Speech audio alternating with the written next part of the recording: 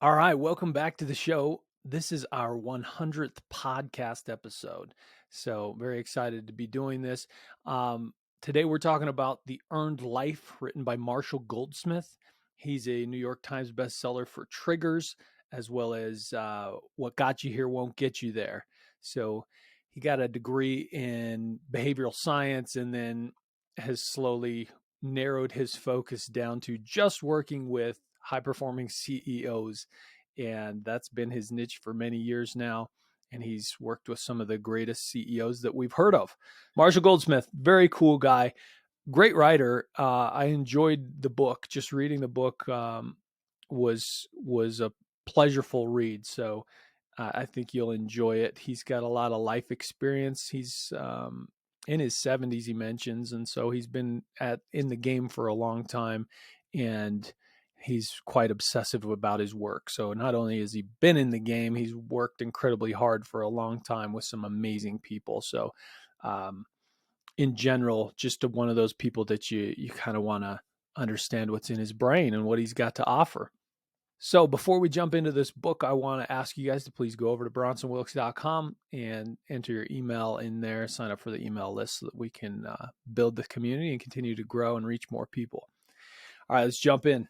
In the introduction, he says, "My premise is that our lives toggle back and forth between two emotional polarities. At one pole is the emotion we know as fulfillment. We judge our internal sense of fulfillment against 6 factors that I call the fulfillers: purpose, meaning, achievement, relationships, engagement, and happiness.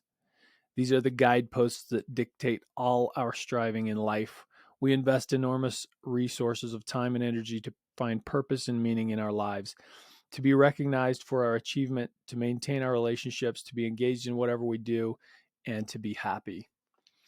So he breaks it down into these principles, and he basically, this whole book is about what is an earned life, how do you get these, this purpose and meaning and achievement in your life, how do you have strong relationships in that, how do you kind of on an individual level decide what are the things you want to make an impact on in life, and how do you discover those things. Like, a lot of people don't even know what they are shooting for, and I struggled with that for a long time as well. Like, I have so many varied interests and talents, it's difficult to narrow it down and decide, I want to focus on this one thing or these 2 things or something. And he helps people understand what the next step in their life would be. He says the antithesis of fulfillment is regret. And where does regret come from? He says regret is the polar opposite of fulfillment.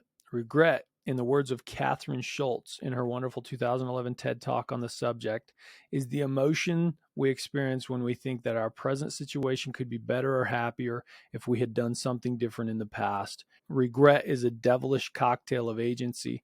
Our regrets are ours to create. They're not foisted upon us by others and imagination. We have to visualize making a different choice in our past that delivers a more appealing outcome now. Regret is totally within our control, at least in terms of how often we invite it into our lives and how long we let it stick around. And that's an interesting definition and idea of regret. It's an imaginative state. It's something that we're imagining our circumstances being very different because we made different choices. Now, sometimes we have sufficient knowledge to make the right choice and make the wrong choice anyway, and that's a regrettable time. But sometimes we harness regret in our lives, even though we didn't have all the information we needed to make a better decision. We did the best we could.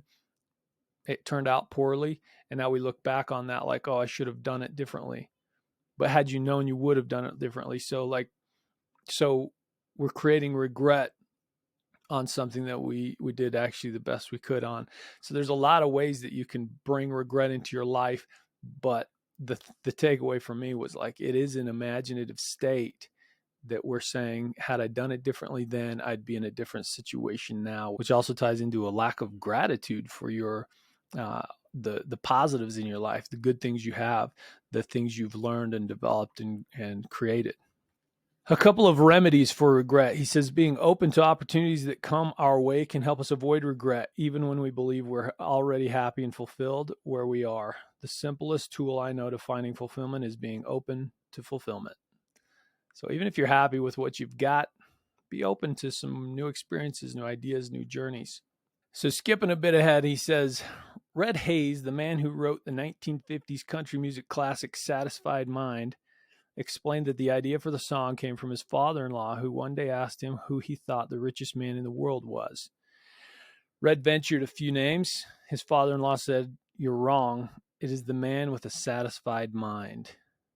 This is our operative definition of an earned life. We are living an earned life when the choices, risks, and effort we make in each moment align with our overarching purpose in our lives, regardless of the eventual outcome.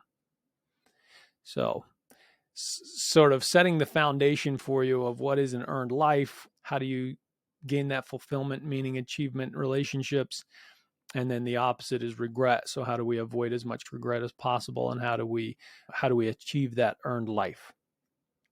Something truly earned makes three simple requirements of us. We make our best choice supported by the facts and the clarity of our goals. In other words, we know what we want and how far we need to go. We accept the risk involved. We put out maximum effort. The deliverable from this magical brew of choice, risk, and maximal effort is the glorious notion of an earned life. It's a perfectly valid term as far as it goes. An earned reward is the ideal solution to every goal we pursue and every desirable behavior we try to perfect in ourselves. We are said to earn an income and a college degree and other people's trust. We must earn our physical fitness. We must earn respect. It is not given to us freely. And so on with the long menu of human striving, from a corner office to the affection of our children, to a good night's sleep, to our reputation and character, all must be earned via choice, risk, and maximal effort. This is why we valorize the merited success. There's something heroic about applying maximum energy, wit, and will to get what we think we want. Wow, I could not say that any better. I thought that was beautifully written and a powerful, powerful paragraph. In these pages, we will see that an earned life makes only a few demands of us. Live your own life, not someone else's version of it. Commit yourself to earning every day. Make it a habit. Attach your earning moments to something greater than mere personal ambition. And later in the book, we're going to get into that people basically feel fulfilled when they serve other people. So it's a lot of us are very driven by finances and other things, but the thing that makes people feel most fulfilled in the end, serving other people. So I'm skipping some of the story here, but I want to get to the punch here. He says, this is the great Western disease of I'll be happy when. It is the pervasive mindset whereby we convince ourselves that we'll be happy when we get that promotion or drive a Tesla or finish a slice of pizza or attain any other badge of our short or long-term desires. Of course, when the badge is finally in our hands, something comes along that compels us to discount the badge's value and renew our striving for the next badge and the next. We want to reach the next level in the organizational hierarchy. We want a Tesla with more range. We order another pizza slice to go. We are living in what Buddha called the realm of the hungry ghost, always eating but never satisfied. This is a frustrating way to live, which is why I'm urging a different way of seeing the world, one that venerates the present moment rather than the moment before or after. I mean, that's not a new concept to any of us, right? Live in the moment, be where your feet are. We talked about these books, but he really captures it there in saying, like, I'll be happy when, like, constantly searching for a new high, a new thing. And sometimes those things do bring happiness. Oftentimes they do, a short bit of happiness, but we always need kind of both a new goal to chase and gratitude for what we have. And so sort of finding that balance is a key principle to feeling fulfilled in life. He says, we don't regret because we tried and failed. We regret not trying. I definitely resonate with that. Most of the things I regret are things that I let kind of slip through my fingers because I had some fear, some laziness, distractions, right? And then years later, you look back and go, what might have been? It's not the failures, it's the lack of trying. Now, he has a bit in here on sort of tribalism, right? We have a group that we really identify with and say that we're a part of. They represent me, I represent them to a degree. He says we also have what he calls a referent group. He also says that we have a counter referent group, someone that we sort of despise or do not want to identify with, right? So whether that's Democrat, or Republican, or you like this sports team and hate that one, right? We have sort of this antithesis, the thing that we do not want to be associated with. And oftentimes the counter referent group has a ton of influence on how we make decisions. So he gives this story about a business leader that didn't take a job because he was afraid of the impact or the view or perspective of his counter referent group. And I think that's true of a lot of people. Now, here's another interesting concept that I think is really highlighted in the book True Believer, where he says, in the past, almost all of us were second class citizens from birth. We could not vote, choose our leaders. Conformity was the rule, and any difference was punished. Whether that difference was whom we loved or which deity we worshiped, if in fact we worshiped any deity, we may have had more sorrow, but we had less regret. You cannot regret your decisions if you're not allowed to make decisions. The trend line of the last 100 years suggests that we will continue acquiring more rights and more freedoms. In much of the world, we are no longer serfs. Women can vote. Hundreds of millions of people are rising out of poverty, and it's okay to be gay. In other words, many of us have reason to be optimistic. The icing on this layer cake of optimism is technology. In expanding our mobility and access to information, technology has multiplied the number of choices beckoning us. More freedom, more movement, more options in work and play. So options often cause opportunity for regret.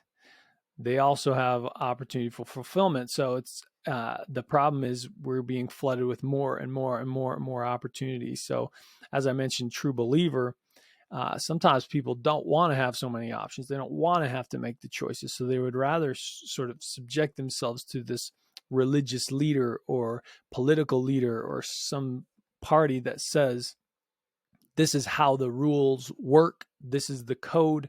You no longer have a choice in the matter. Just follow the code.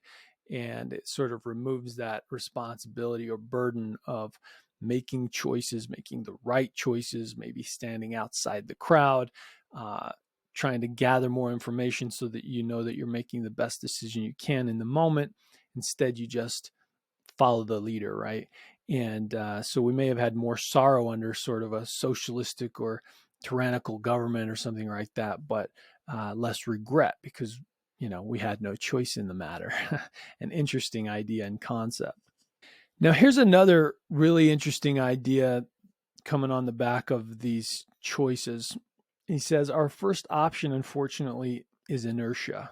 And he's talking about what we're used to in life, the standard operating procedures that we've grown up with. And he says, our default response in life is not to experience meaning or happiness. Our default response is to experience inertia, what we're familiar with, right? When I first started a website of my own, that was one of the first things I wrote about is like, we all grew up in a culture. You have a family culture, you have a maybe local community or city culture, you have a state culture, you have a country culture, right? There's all these cultures layered upon each other, and you sort of learned to navigate that culture, learned to survive and thrive in that culture. But then you go off to college, you marry into another family, you like things change, and suddenly you've got blending of cultures, and you've got to sort of learn new methods, right? Maybe some of those past cultural habits and actions, behaviors, communication no longer serve you in this new state. So you've got to change. But a lot of times we default to what we knew, what we know, what we're familiar with, which he summarizes very well with his second point in this chapter that says, our programming locks us in place. Now, this is a little frightening. He says, we are winded by the pace of change. He says, the pace of change you are experiencing today is the slowest pace of change you will ever experience for the rest of your life. people often think that once I'm married, I can just chill at home, or once I have kids, or once the kids are out of the house, or whatever, that things are going to slow down. But the truth is, technology keeps going. The more lives that you care about and you're invested in, the more chaos that exists. Um, Jobs are turning over faster. Technology is changing our jobs and the way we communicate, the way we're employed, the way we travel. Like everything just continues to go faster and faster and faster. So this is the slowest pace that you'll ever experience from now on, and it's exhausting.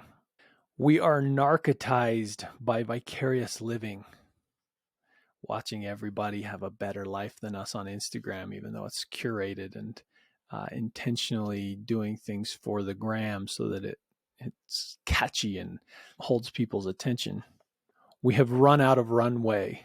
This is an interesting one where, some of your ambitions, you simply run out of runway. You don't have enough time, energy, or resources to actually participate in that. And so there's certain things you got to put on the back burner. I've already shared a lot of stuff, and we're literally only getting into chapter 3 here, so I'm going to start skipping bigger chunks. But he says the earning checklist. It's motivation, ability, understanding, and confidence. So this is the earning checklist. He says those 4 attributes are still essential success factors and not as obvious as you might think. Remove any one of these virtues from your toolbox and you've dramatically increased your odds of failing.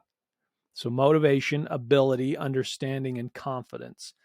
So I do want to hit on some of these real quick. Motivation. Motivation may be the high octane fuel that drives our goal achievement, but it cannot be divorced from the actual doing of the specific tasks required to achieve each of our goals. That's what makes motivation one of the more misunderstood and therefore misused words in the lexicon of goal achievement. Several times a week, I hear people describe themselves or someone they admire as motivated to succeed or motivated to be a good boss or teacher or father or partner or some other broadly defined role. Used in that context, motivated has no meaning because I don't know anyone who's motivated not to succeed or motivated to be a bad boss. Motivation is being confused with desire. They may as well be saying, I want to succeed. I want to be a good boss. Who doesn't? Being motivated is not merely a supercharged emotional state induced by having a goal. It is that heightened emotional state coupled with a supercharged impulse to do each of the specific tasks required to achieve that goal. It is incorrect to say that you are motivated to make money or lose weight or become fluent in Mandarin, even if you feel such statements are true, unless you consistently do the big and small things required to achieve such goals. This was eye-opening to me. I think a lot of people misuse the word motivation, and therefore people say motivation doesn't matter, or you can't just rely on motivation. I've heard Jocko, who I think is a brilliant person and obviously succeeded in many areas, say, I'm not motivated to get up at 4 a.m. and exercise. I'm not motivated to exercise every day or go grapple in jiu-jitsu with somebody, but I do it every day because that's what I said I was going to do, or because I'm determined or whatever. But Marshall's saying that that's a misuse of motivation. Like, motivation is the willingness and determination to do the small things, the tasks that get you to that goal, which I really like the clarity on that definition. Misunderstanding our motivation and overestimating our willingness to fulfill it may be the 2 defining errors you'll face as you create your own life. He has quite a bit on how we overestimate our actual willingness and motivation. Probably true. So this is very interesting. He says, here's a not so dirty secret of super successful people. The smartest, most accomplished people I know are the most avid builders of their own support group and the most reliant on their group for help. And they're not shy about admitting it. I know this because I coach some of them Being in their support group is part of my job.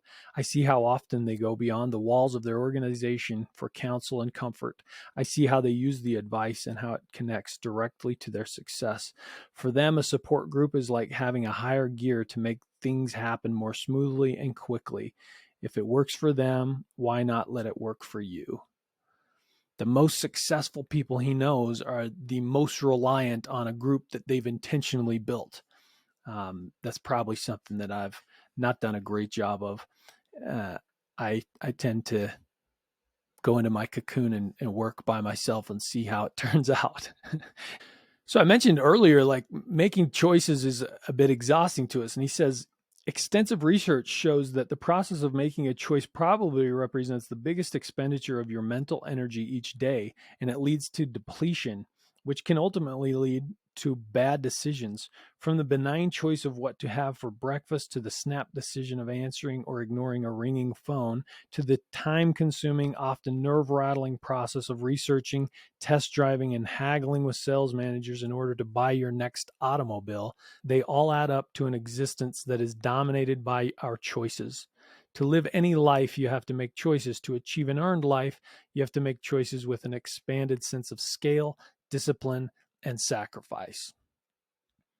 Now, one remedy to the exhaustive list of choices we have to make daily is to create routines in your life. And that's why very successful people have solid routines. You'll hear of people saying that Sam Walton did this every day or whatever, right? They eat the exact same breakfast. They wear the same clothes. They drive the same route to work. Like they limit the number of small choices that really don't matter in their day as far as long-term happiness. Make those decisions once and just do it forever so that they can focus on the thing that they really care about, that they want to make an impact on in the world. I loved his section on ambition, and there's some good stories in here that you should read, but I'm going to skip to his definition here. He says, ambition is what we want to achieve. It is our pursuit of any defined goal. It is time-bound, ending the moment we achieve the goal.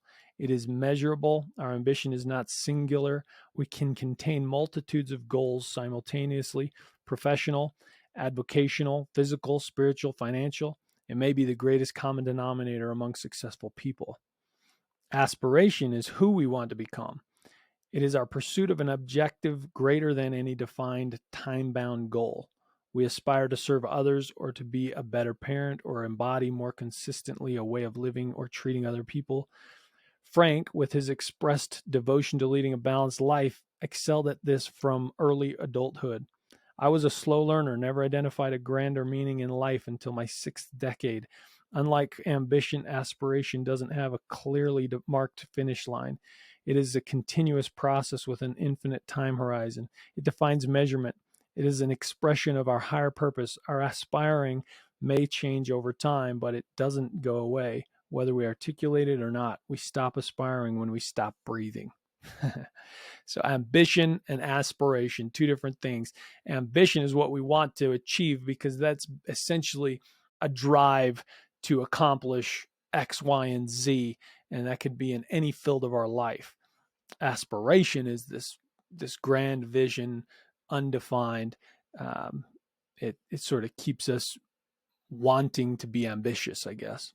Take note of this. Any positive, lasting self-improvement we earn in life derives from action, working in concert with ambition and aspiration. When these three independent variables become interdependent, serving one another, we are unstoppable. You see those people that are in, like, as they say, a flow state, someone that's just really got the action in line with their purpose, their meaning, their ambition, their aspirations. They're all just sort of working together. It's really phenomenal to see.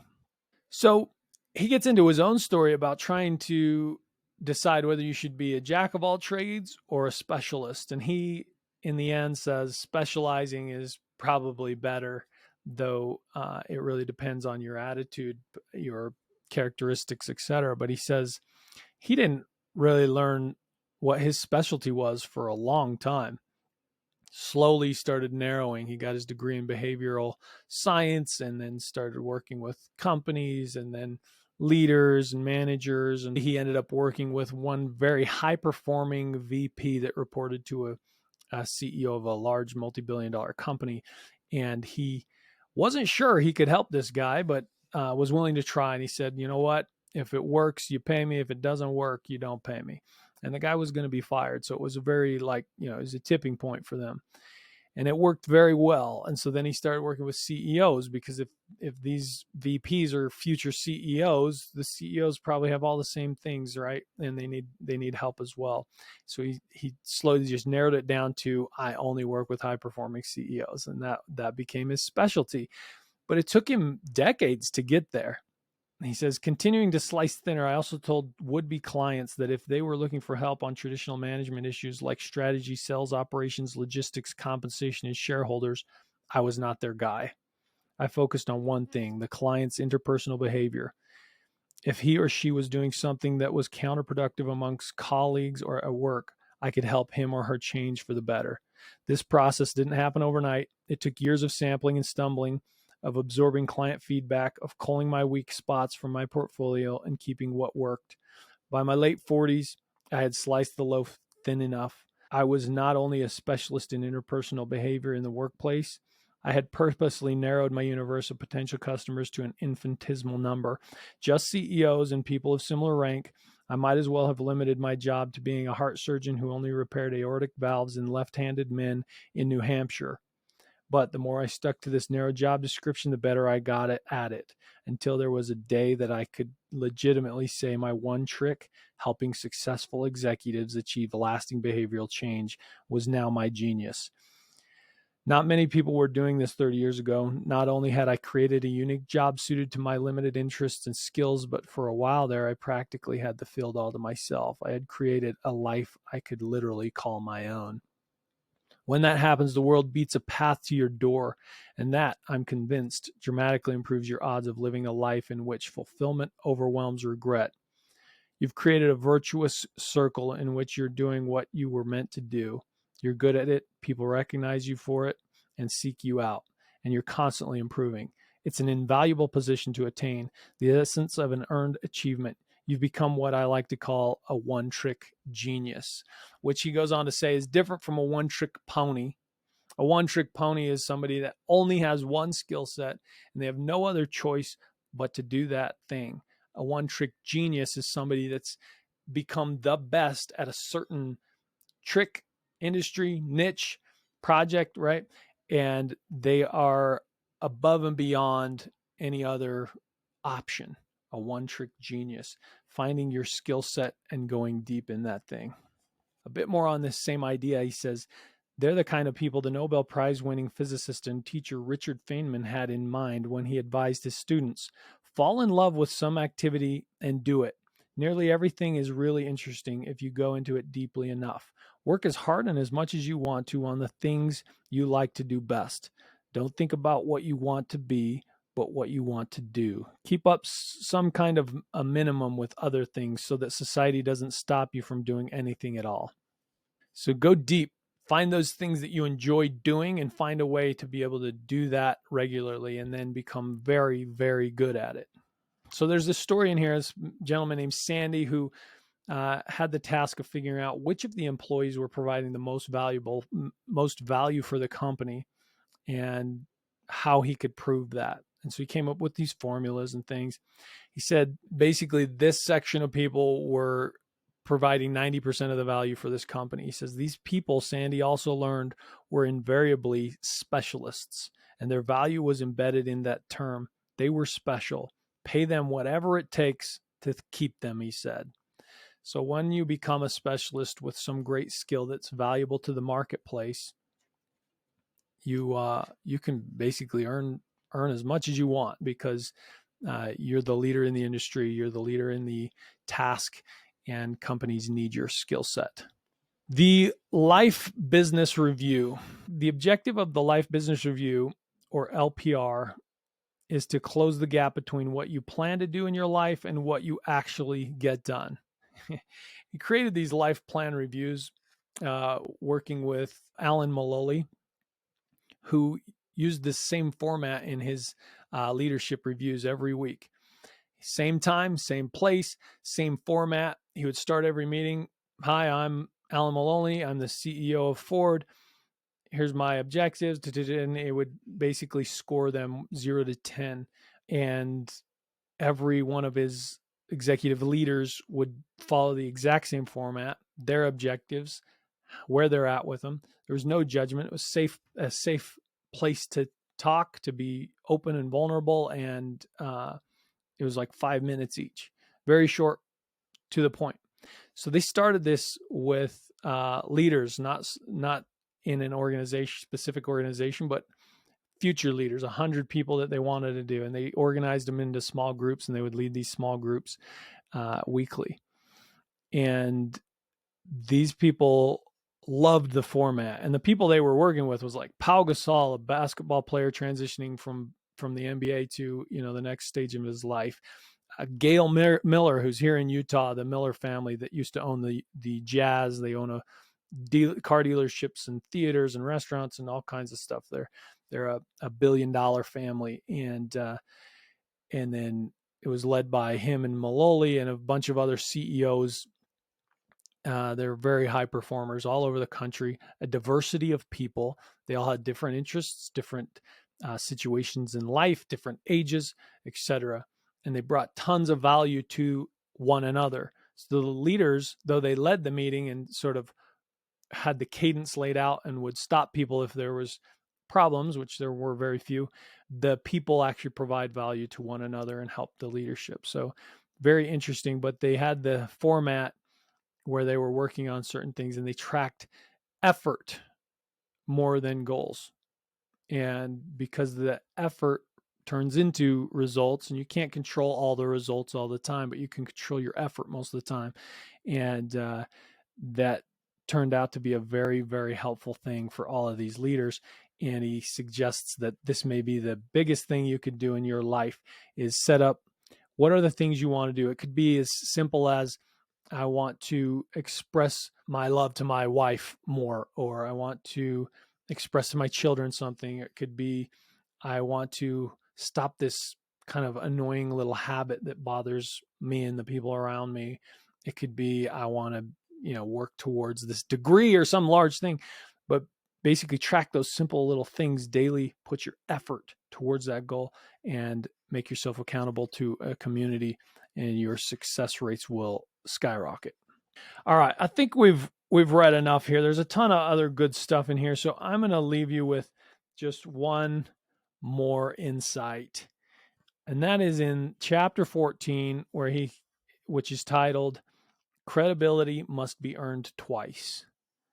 What is the purpose of living an earned life? One answer I admire comes from Peter Drucker, who said, "Our mission in life is to make a positive difference, not to prove how smart or right we are." He says, we alone define how we make a positive difference. Some people do it on a grand scale of sacrifice and ambition. Doctors saving lives, activists righting wrongs, philanthropists reshaping society. Others do it with humble, small-scale gestures, going out of our way to comfort a friend in pain, coaching Little League, introducing two people who end up falling in love, being the parent our children need. In between these extremes, there are a myriad of commonplace good deeds that create a legacy of thoughtfulness and kindness. When I have asked successful people to characterize the fulfillment they get from pursuing an earned life, the number one answer by far is some variation of helping people. So find a way to help people with the work you do. So the last thing on this topic, credibility is a reputational quality earned over time when people trust you and believe what you say. Earning credibility is a two-step process. The first step is establishing your competence in something that other people value and doing it well on a consistent basis. The second step is gaining other people's recognition and approval for your particular competence. You need both trust and approval to credibly credit yourself and credibility. A tongue twister there for the end. But essentially, what I took from that last bit is that you don't deserve credibility without earning some sort of competence in an area, right? Which is why we've always gone to school and preached school so much. But reading tons and tons of personal development books, finance books, marriage books, whatever it is, when you become well versed in a topic, you've become competent, right? When you become competent, you can then go sell that skill to the world. And when you've proven your competence, you become credible. And once you're credible, the sky's the limit, especially if you're in an area where you really love to go deep and continue learning and work with people and serve people.